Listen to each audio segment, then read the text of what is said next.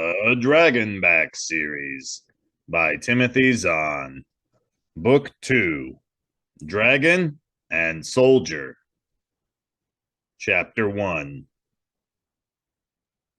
The screams of the dying Kada and Shanteen in the Haven Seeker's engine room were growing louder. Dracos tried to shut out the sounds, tried to cover his pointed ears with his paws, but nothing helped. He could see them now, back there in the engine room, which was odd because Dracos himself was up in the Haven Seeker's control complex, all the way at the other end of the ship. He could see outside through the navigation bubble as the unfamiliar enemy ship sent that all too familiar violet beams of the death twisting and sweeping across the Haven Seeker's hull. The death was coming closer to him. Closer, closer. With a jerk that sent his claws scratching across the soft plastic coating of the floor beneath him, Dracos woke up. Bad dream? A soft voice came from across the room. Dracos blinked his eyes, clearing away the last images of the nightmare. The room was mostly dark, but there was enough light for him to see the narrow cot built into the wall at the other end of the small cabin. His new companion, Jack Morgan, was propped up on one elbow, his hair sticking out in a dozen different directions. Yes, Dracos told him. I apologize for waking you. It's okay, Jack said, yawning. He ran a hand through his hair without making any noticeable improvement in the mess. I'm just glad you weren't on my back when you started twitching. What was it this time? The same, Dracos said, the tip of his tail curving into a Kada frown. Odd. He had started out the sleep period pressed against Jack's back in his two-dimensional form. When had he jumped off and become fully three-dimensional again? During the terrible dream? I saw again the destruction of our advance team. I don't suppose you happen to notice any markings on those Jin 90 pursuit fighters this time? Uncle Verge put in. Dracos glared over at the monitor camera. Uncle Verge was the SNA's computer, with an artificial personality designed by Jack's late Uncle Virgil. A personality, Dracos had discovered, that often seemed to go out of its way to be irritating. No, I did not see any markings, he told the computer stiffly. I saw no markings when they first attacked our ships.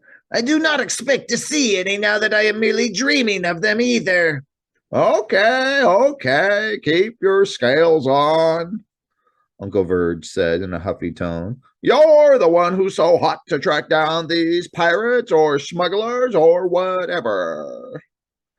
They were mercenaries, Draco said firmly. Military units of some sort. I have told you that before. Yeah, Uncle Verge said. Whatever. And it's not just Dracos who wants to find them, Uncle Verge, Jack said. I do too. Then let's get serious about it, Uncle Verge said. Face it, Jack lad, we simply haven't got the resources for this kind of nickel-in-Nevada search. Not even with our noble Kada poet warrior standing brave and true at our side, watching us do all the work. We have only just begun our task, Dracos reminded him, ignoring the implied insult. Uncle Verge had made it abundantly clear that he didn't think much of the Kada warrior ethic and its strict emphasis on doing what was right, whatever such actions might cost. He considered such behavior to be impractical, a waste of effort, and fundamentally stupid. We've been chasing data for 10 days and have come up dry and poor each time, Uncle Verge countered. I vote we chuck this whole thing and drop it onto Star Force's lap where it belongs. We cannot do that, Dracos insisted. Until we know who was responsible for the attack. I cannot risk revealing myself to anyone else. The lives of my people depend on it.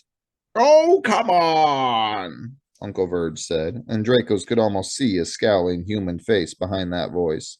It wasn't Star Force that attacked your ships. The Anternos government doesn't go in for genocide. Yet someone in Starforce or the Internos may have made a private arrangement without official consent, Dracos pointed out. I cannot take that risk. We must do this ourselves. And what if we can't? Uncle Verge shot back. In case you haven't noticed, friend, the Orion Arm covers a lot of territory. And we are one very small frog in one very big pond. Maybe the whole thing makes for a great heroic poem, but we could search from here till Jeep's Day and still not come up with anything. All we need is a break, Jack muttered. Just one. Something to point us in the right direction. Don't you think I want that too, lad? Uncle Verge asked, his tone suddenly turning earnest and soothing. Dracos felt his crest stiffen with frustration. In point of fact, Uncle Verge didn't want a break. Uncle Verge wanted Jack to turn his back on Dracos and on the millions of Kada and Shantine refugees who were even now fleeing to the Orion Arm from the threat of the Valaga and their unstoppable death weapon. Uncle Verge, in short, wanted Jack Morgan to go back to the simple day-to-day business of looking out for Jack Morgan. But he didn't dare point that out. Jack's Uncle Virgil had been a criminal, a con artist, a thief, and a man who had spent his entire life thinking only of himself. He'd programmed that same self-centered viewpoint into his computerized alter ego before he died, and he'd done his best to hammer it into Jack as well. Jack had a good heart. Dracos could tell that much. But the boy was only 14, and this was an awesome task that Dracos had laid before him. And even a good heart required training and discipline. Dracos had had only a month to work with him, while Uncle Virgil and the computer had had the past 11 years. If Dracos pushed too hard, the boy might well back away onto the path of long habit. Besides which, deep down, Dracos had to concede that Uncle Virgil wasn't being entirely unfair. With the lives of his people at stake, Dracos perhaps was pushing a little too hard. But what else could he do? I know you want this to work, Dracos, Jack said, running his fingers through his hair again, still without improving the mess. But face it, this approach just isn't working. I agree, Uncle Verge said. And frankly, I can't see how it ever will. There are just too many Gin 90s flying around the Orion Arm for us to hunt down the records of all of them. More to the point, there are too many that have changed hands under, shall we say, unofficial circumstances. No matter how many manufacturing records or registration listings we dig up, we still won't have them all. Then we need a different approach, Jack concluded. Dracos, you seem convinced they were mercenaries. How come? I saw them function in battle, Dracos reminded him, the tip of his tail making slow circles as he studied Jack's face in the dim light. The boy's expression was tense, as if he was screwing up his courage toward an unpleasant decision he didn't want to make. But if that decision was to back away, this was an odd way of leading up to it. Twice, in fact, both in their attack on our ships and later during our escape from the planet, he went on. Their maneuvering and tactics were quite professional. Doesn't mean they're necessarily soldiers for hire, Uncle Verge argued, his voice gone suddenly cautious. Perhaps he'd picked up on Jack's expression, too. Maybe they're someone's official military. Maybe some planet has made a deal with your Valaga enemies. An official military would have had backup forces ready, Dracos pointed out. Our escape would have been far more difficult than it was. Uncle Verge sniffed. So maybe they're a stupid military. What's your point, Jack lad? My point is that mercenary groups probably keep close tabs on each other, Jack said slowly, including what kinds of pursuit fighters all the other guys have. You think? I suppose, Uncle Verge said. But I can tell you right now that getting hold of encrypted mercenary files is going to be a lot trickier than pulling up Jinrabi Aerospace Corporation manufacturing records. I thought we were trying to make this job easier, not harder. We're trying to make it work any way we can, Jack said. He paused, and Dracos could see him brace himself. And you're right. The only way to get Merc records will be from the inside. You must be joking, Uncle Verge said. His voice sounded like he'd suddenly been hit with a small tree. Come on, Jack lad. Jump up and say surprise, and let's get on with our plans. What, you think I can't do it? Jack snapped. 14-year-old kids are indentured to mercenary groups all the time. And you know what happens to them? Uncle Verge countered harshly. They get sent off to war. Jack seemed to shrink a little in his nightshirt. I'll be all right, he said, sounding like he was trying to convince himself of that. There aren't any big wars going on anywhere right now. Mercenaries don't hire teenagers just to polish their boots, Uncle Verge insisted. And you can get just as dead from a little war as you can from a big one. I'll be all right. Jack peered across the cabin at Dracos. Dracos, you're a soldier. You tell him. Yeah, tell him, Dracos, Uncle Verge demanded, an almost frantic undertone in his voice now. Small wonder. As a computer, even a computer that controlled the entire ship, he had no physical power to make Jack do anything he didn't want to do. All Uncle Verge could do was persuade. And unless Dracos was misjudging Jack's expression, the boy's mind was already made up. Not enthusiastically, but definitely made up.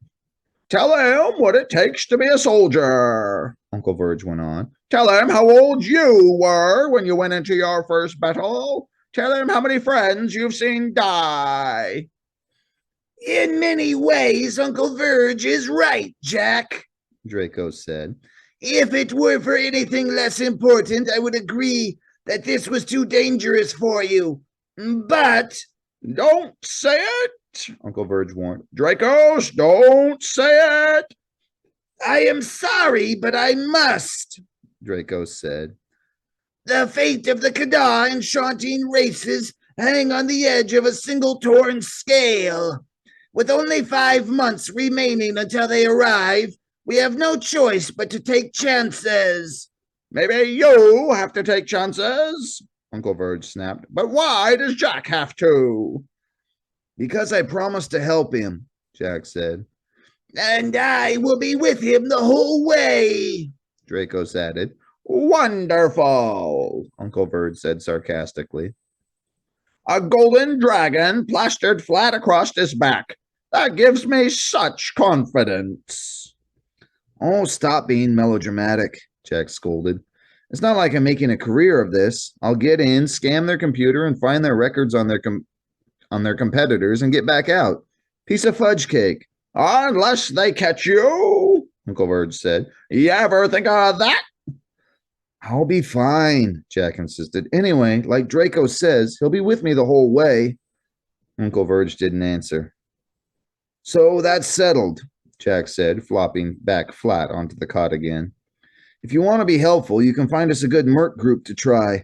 Something not too big, but with jobs all across the Orion Arm. We don't want someone who just works locally. And make sure it's someone who hires a lot of kids my age. And isn't too fussy about who they take, Uncle Verge cut him off grudgingly. Yes, I know what to look for. And when you find one, put us on Echo for their nearest recruitment center, Jack added. No point in wasting time. No, of course not, Uncle Verge muttered. Good night, Jack lad. Jack pushed himself up off the cot again. Dracos, you getting back aboard? You're going to need to do it sometime before morning anyway. Dracos focused on the clock built into the wall beside Jack's cot. Yes, even if he had broken contact with the boy just before his dream began, he would still come close to his limit before the sleep period was over. The Kada could only go 6 hours before he needed to return to two-dimensional form against a host's body. If he stayed away longer than that, he would still become two-dimensional and ripple away into death. But he had time, and his body always gave him plenty of warning. I will join you later, he decided, standing up and stretching all 4 legs. I believe I will go watch Uncle Verge work through the mercenary information. Going to be some awfully big words there, Uncle Verge warned sourly. Maybe not up to a 3rd grade reading level yet. I can use the practice. Dracos assured him calmly. After only 10 days of study, he had already made good headway in learning to read the humans' written language. His progress had pleased him, amazed Jack, and no doubt irritated Uncle Verge. A worthwhile accomplishment on all 3 counts. Rest well, Jack, he added as he headed across the cabin. Sure, Jack said, already starting to sound sleepy again. By the way, how old were you when you were on your first battle? Dracos paused in the doorway. I was younger than you, he said quietly, turning his long neck to look around behind him. And the Kada and Shantine lost that battle. Younger than me, Jack repeated, his voice sounding odd. You had loose rules, didn't you? We were fighting for our survival, Dracos reminded him. We still are. Jack didn't say anything. For a wonder, neither did Uncle Verge.